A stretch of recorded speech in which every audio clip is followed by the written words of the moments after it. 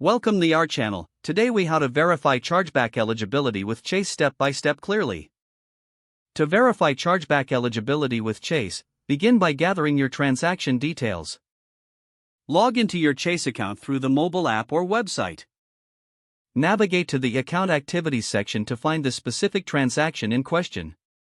Review the transaction date, amount, and merchant details. Take note of any relevant receipts or communication related to the charge. Next, check the reason for your chargeback eligibility. Chase has specific guidelines that outline valid reasons for initiating a chargeback.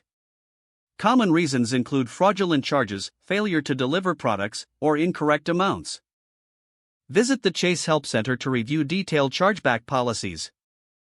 If your reason matches their criteria, prepare to initiate the dispute process. Locate the Dispute a Charge option within your account. Select the transaction you want to dispute. Choose the reason for your dispute from the provided options. Fill out any additional information required to support your case.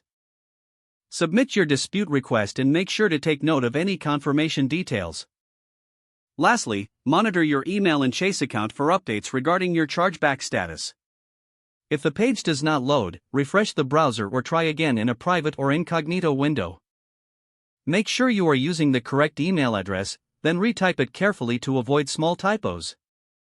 If your password is not accepted, use the reset option and create a new strong password you can remember. Check your spam folder for verification or security emails, then complete any requested confirmation steps. Enable two-factor authentication if available to improve account security and reduce unauthorized access risk.